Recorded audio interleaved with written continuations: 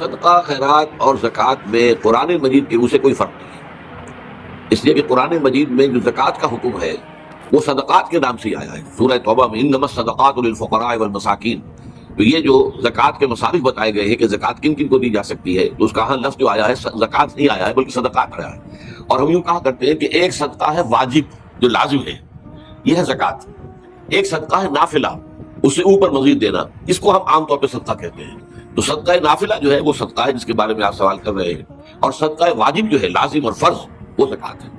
تو اصل میں تو وہی ساری مدیں اس کی دی ہیں، غرباء، مساکین، یتامہ، اللہ کے دین کے لیے فی سبیل اللہ۔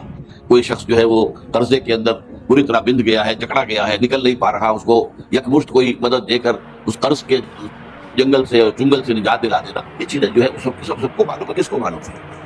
وہ تو اختلاف اگر ہوتا تو اس میں ہوتا ہے آج کل کے مسائل میں کہ وہ آیا حالات کی تبدیلی کے ساتھ جو اس وقت چیزیں کہی گئی تھی وہ جو کی تو رہیں گی یا کچھ تبدیلی کرنی پڑے گی۔ مثلا ہم یہ ہے کہ اگر کوئی ترخان ہے، لوہار ہے، تو اس کے جو اوزار ہیں، ترخان کے اوزار ہیں، لوہار کے اوزار، ان کے اوپر کوئی زکوٰۃ نہیں ہے۔ لیکن اب سوچنا پڑے گا کہ یہ جو ملیں بنتی ہیں اور یہ جو بڑے بڑے جو ہے کارخانے ہیں، یہ کروڑوں روپے کی مالیت کے، کہ کیا ان کو بھی ہم سمجھیں کہ وہ تو مشینیں تو ہے نا، جیسے جو اوزار ہوئے ویسے وہ اوزار لگے ہوئے وہاں پر۔ تو یہ ہے وہ چیزیں کہ جس کے اوپر ضرورت ہے اجتہاد کی، اور جب صحیح اسلامی حکومت ہوگی تو پھر یہ اجتہاد ہوگا۔ ابھی اس پر بحثیں کریں گے تو ایک اختلافی باتیں سامنے آتی چلی جائیں گی اور ذہنوں میں انتشار پیدا ہو جائے گا۔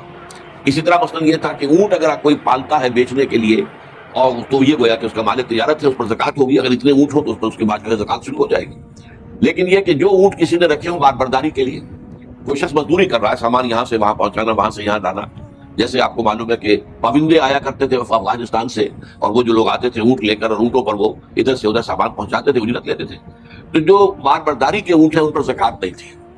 اب کیا اسی پر قیاس کیا جائے گا؟ کروڑوں روپے کے جو ٹرالے ہوتے ہیں آپ کو معلوم ہے، اب یہ کس قدر بڑی قیمت کی چیزیں ہیں، کیا یہ بھی اسی میں آئے گی؟ اب اس میں دونوں رائے ہو سکتی ہیں، اس بات بھی اور اس کے خلاف بھی کہ اجتہاد کر کے ان پر زکوٰۃ لگائی جائے۔ تو یہ مسائل تو وہ ہیں کہ جو علماء جو ہے راسخ رسوخ فی العلم رکھنے والے اور جدید حالات کو بھی جاننے والے، ان کے باہمی اتحاد سے، اتفاق سے کوئی جو ہے اس معاملے میں کچھ کوشش کی جائے کہ اجتہاد ہو۔ لیکن یہ کہ وہ جو چیز آپ نے پوچھی تھی اس میں کسی اختلاف کی گنجائش ہی نہیں ہے۔ یہ جو چار چیزیں ہیں، نماز، روزہ، حج اور زکوٰۃ، یہ گویا کہ چار ستون بھی ہیں جس پر عبادت کی چھت، اسلام کی چھت پڑی۔ لیکن انسان کی روحانی ترقی کا راستہ بھی یہی ہے۔ یہ صرف ایک قانونی شرط پوری کرنے والی چیزیں نہیں، اسی میں خشوع اور خضوع نماز کے اندر ہو جائے موقع۔ اگر روزے کی حالت کے اندر انسان صرف کھانے پینے سے نہ، بلکہ کوئی جھوٹی بات نہ نکلے زبان سے، کوئی کسی کے لیے کوئی برا کلمہ نہ نکلے زبان سے، اگر اس کنٹرول کے ساتھ پورا رکھا جائے، وہ روحانی ترقی کرے۔ زکوٰۃ کے علاوہ صدقات دیے جائیں، یہاں تک کہ پوچھا گیا یسألونک کا ماذا ينفقون قل العفو، پوچھتے کہ کتنا خرچ کریں اللہ کی راہ میں، کتنا نہیں، کہہ دیجیے جو بھی تمہاری ضرورت سے زائد دے دو، ڈونٹ نیڈ۔ یہ ذرا ایک مسئلہ تھوڑا سا ہے، بالغ سے کہیں مغالطہ نہ ہو جائے۔ اپنے پاس پیسہ رکھنا، دولت رکھنا حرام نہیں، حلال ذریعے سے کماؤ۔ اب جو کچھ آ گیا اسے اللہ کا فضل سمجھو۔ اور اعلیٰ روحانیت تو یہ ہے کہ اس میں سے صرف اپنی ضروریات کی حد تک اپنا حق سمجھو، باقی اللہ کا۔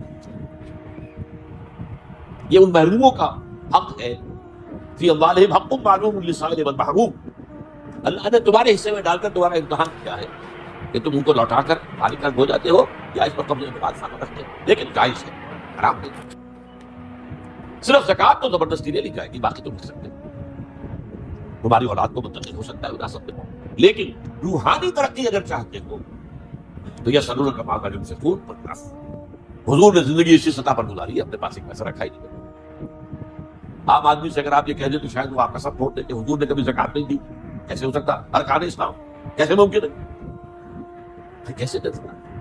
زکوٰۃ تو مال جمع ہو تو دے، جب رکھا ہی کبھی کچھ نہیں اپنے پاس تو زکوٰۃ ہے کسی کی۔ اور اسی پر یہ خاص صحابہ کرام ایک طبقہ کہلاتا ہے فقراء صحابہ، انہوں نے اسی سطح پر زندگی گزاری، سب نے۔ باقی عام لوگ کاروبار کرتے تھے، اپنا دولت تھے، اللہ کے راہ میں دیتے بھی تھے، رستے بھی تھے۔ جب رکھتے تھے تبھی تو ہوتا تھا کہ غزوہ تبوک کے موقع پر لا کر اتنے بڑے بڑے پیسے، اتنی بڑی رقمیں دے دی، حضرت عثمان اپنے پاس نہ رکھتے تو کیسے دے؟ لیکن روحانی ترقی کا راستہ یہی. تو اللہ تعالیٰ کے راستے میں روحانی ترقی بھی یہی منزل ہے، سیڑھیاں یہی، اسی میں سے روبن. ایک یہ ہے کہ آپ کی نماز جو ہے آپ نے پڑھ لی، فرض ادا ہو گیا، فقہی اعتبار سے آپ کی نماز صحیح ہے. ایک یہ ہے اس میں خشوع ہے، حضور قلب کے ساتھ نماز پڑھنا. جیسے حدیث میں آتا ہے کہ سجدہ کرو تو یوں محسوس کرو گویا کہ اپنے رب کے قدموں میں اپنا سر. یہ کیفیت ہے سب. قرآن مجید پڑھو تو جو بھی رحمت والی آیات آئے پھر فوراً اللہ سے سوال دعا کرو. عذاب کی آیت آئے تو فوراً اللہ کی عذاب سے معافی طلب کرو اس کیفیت کے ساتھ. یہ صرف ایک طرفہ نہیں بس جو ہے وہ پڑھ دیا بس گھٹا ہوا اگل دیا، نہیں. یہ تو ایک طرح کے ڈائلاگ ہونے چاہیے جس کو اقبال نے کہا انائے صغیر انائے کبیر the infinite ego. اور انائے صغیر the finite ego میں وہ میں اننی انا اللہ لا الہ الا انا فاعبدنی. اللہ کی انانیت کبریٰ کا قرآن مجید میں یہ مقام ہے سورہ طٰہٰ. انانیت کبریٰ اننی انا اللہ لا الہ الا انا فاعبدنی واقعی الصلاۃ ذکر. یہ کیفیت جو ہے اس کے ساتھ نماز پڑھی جائے. نماز ہوگی لیکن نماز میں فرق ہے. وہ کیفیت جو ہے وہ کس کیفیت کے ساتھ نماز ادا کی اس کے نماز سے فرق پڑے. اور آخری بات کہ یہی جو 4 عبادات نماز، روزہ، حج، زکات، یہ اس دنیا میں اسلامی معاشرے کی ایک تنظیم کی بنیاد بن جاتی ہے.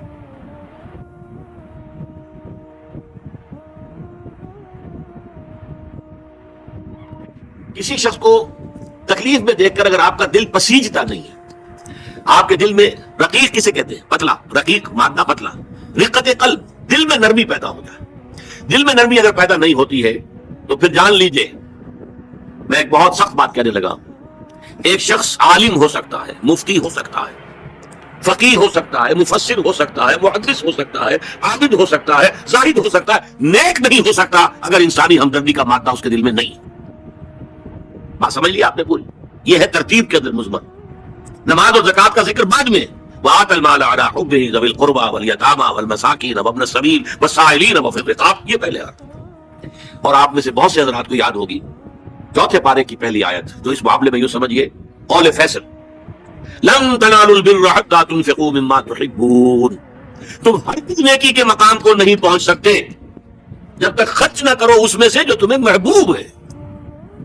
اگر آپ کا مال ایسا ہے جو دل سے اتر گیا ہے، کپڑے بوسیدہ ہو گئے ہیں دے دیے غریب کو، جوتے ٹوٹ گئے دے دیے کسی کو، یہ نہیں، یہ نیکی نہیں ہے. نیکی کیا ہے؟ مما تحبون، جو تمہیں پسند ہو وہ مال. لم تنالوا البر، یہ نوٹ کر لیجیے جنہیں عربی سے کوئی تھوڑا سا بھی کوئی مس ہے کہ لام اور نون کے ساتھ جو نفی آتی ہے فعل مضارع کے اندر اس سے زیادہ تاکیدی نفی نہیں. لم تنالوا البر، ہرگز نہیں پہنچ سکتے نیکی کے مقام کو حتی تنفقوا مما تحبون، جب تک کہ تم خرچ نہ کرو اس میں سے جو تمہیں پسند ہو. اپنے محبوب مال کو جب تک خرچ نہیں کرو گے اللہ کی رضا مندی کے لیے، اللہ کی رضا جوئی کے لیے، اس وقت تک نیکی کا مقام حاصل نہیں کر سکتے. حدیث میں نے آپ کو سنا دی. من یحرم الرفق، رفق کہتے ہیں دل کی نرمی، اسی سے لفظ رفیق بنا ہے. رفیق وہ ہے جو آپس میں ہمدرد ہیں، غم گسار ہیں، ایک دوسرے کا درد بانٹنے والے ہیں، ایک دوسرے کے دکھ کو اپنے دل میں محسوس کرنے والے ہیں. میں نے ہمدردی کی وضاحت پچھلی نشست میں کی تھی. ہمدردی، ہم جماعت، ایک جماعت میں پڑھنے والے، ہم عصر، ایک زمانے کے لوگ. ہمدرد وہ جن کا درد جو ہے وہ کامن ہے، مشترک ہے، ایک کے درد کو دوسرا محسوس کر رہا ہے. خنجر چلے کسی پہ تڑپتے ہیں ہم امیر، سارے جہاں کا درد ہمارے جگر میں ہے. یہ ہے در حقیقت نیکی کی اصل روح. میں پھر دوہرا رہا ہوں، جس میں یہ نہیں ہے. جو بخیل ہے، جو کٹھور دل ہے، جو سخت دل ہے، وہ عابد ہو سکتا ہے، زاہد ہو سکتا ہے، مفسر ہو سکتا ہے، محدث ہو سکتا ہے، فقیہ ہو سکتا ہے، مفتی ہو سکتا ہے، لیکن نیک نہیں ہو سکتا. یہ قرآن کا فتویٰ ہے لن تنالوا البر حتى تنفقوا مما تحبون. پھر اس میں ایک بات اور نوٹ کیجئے، اس میں ترتیب بھی لازمی ہے. سب سے پہلا حقدار جو ہے آپ کے نیک سلوک کا وہ آپ کے قرابت دار ہیں. الاول فالاول، الاقرب فالاقرب. ہمیشہ قرآن مجید میں سب سے پہلے ذی القربہ وآت ذی القربہ حقہ والمسکین وابن السبیل ولا تبذر تبذیرا. یہ بھی ہمارے منتخب نصاب کی آیت ہے سورہ بنی اسرائیل کی. اور تم حق ادا کرو جو ذی القربہ ہیں، قرابت دار ہیں، رشتہ دار ہیں. یہ خاص طور پر بات کیوں کہی جاتی ہے؟ عام طور پر قرابت داروں میں، قریبی رشتہ داروں میں شکر رنجیاں ہوتی ہیں. اب فلاں جو ہے فرض کیجئے کہ کوئی چھوٹا بھائی فوت ہو گیا یا بڑا بھائی فوت ہو گیا ہے. اب دوسرا بھائی جو ہے اچھا ہے، جو فوت شدہ بھائی ہے اس کے حالات اب خراب ہیں، بیوہ ہے، بچے ہیں، کوئی ذریعہ معاش نہیں ہے، اور یہ شخص جو ہے وہ صاحب ثروت ہے، صاحب دولت ہے. یہ اوروں کو تو خیرات دے گا، اپنے یتیم بھانجا اور بتیوں کو نہیں دے گا. کیوں؟ انہوں نے یہ کیا تھا، انہوں نے یہ کیا تھا، انہوں نے فلاں وقت یہ کہہ دیا تھا، وہ بھابھی نے فلاں وقت جو ہے میرے ساتھ یہ معاملہ کیا تھا. اس حوالے سے شکر رنجیوں کی وجہ سے ان کو چھوڑ کر دور دراز جا کر ریڑیاں بانٹی جائیں گی، لیکن جو اصل حقدار ہے ان کو چھوڑ دیا جائے. اس کا تجزیہ کیجئے. اس کا مطلب ہے یہ اللہ کے لیے نہیں دیا جا رہا. اگر اللہ کا جذبہ ہو اللہ کو راضی کرنا، تو پھر تو دیکھو کہ اللہ نے سب سے پہلا حقدار کس کو بنایا. پھر تو دیکھنا ہوگا ترتیب اللہ کی. اللہ کی ترتیب میں تو وہاں المال علی حبہ ذوی القربى، ذوی القربى سب سے پہلے، اس کے بعد یتامى ہے، مساکین ہے، وابن السبیل ہے، والسائلین ہے، وفی الرقاب ہے. لیکن اولین جو ہے ذوی القربى ہے. حدیث آتی ہے کہ حضور نے فرمایا من احب للہ وابغض للہ واعطى للہ ومنع للہ فقد استکمل الایمان. جس نے اگر کسی سے محبت کی تو اللہ کے لیے محبت کی، کہ اللہ کو پسند ہے کہ اسے محبت کی جائے، اور کسی سے بغض اور عداوت رکھی تو وہ بھی اس لیے کہ اللہ کو پسند ہے کہ اسے بغض رکھا جائے. اور اگر کسی کو کچھ دیا تو اس لیے کہ اللہ کو اس کا دینا پسند ہے، اور کسی سے کچھ روکا تو اس لیے روکا کہ اللہ کو اس کا روکنا پسند ہے. یعنی انسان کے تمام اعمال کا اصل موٹو جو ہے وہ ذات باری تعالیٰ اور اس کے احکام اور اس کی پسند اس کی ناپسند بن جائے. اگر یہ ہو جائے من احب للہ وابغض للہ واعطى للہ ومنع للہ فقد استکمل الایمان، تو ایسے شخص نے تو اپنے ایمان کی تکمیل کر لی. یہ کمال ہے ایمان کا مقام.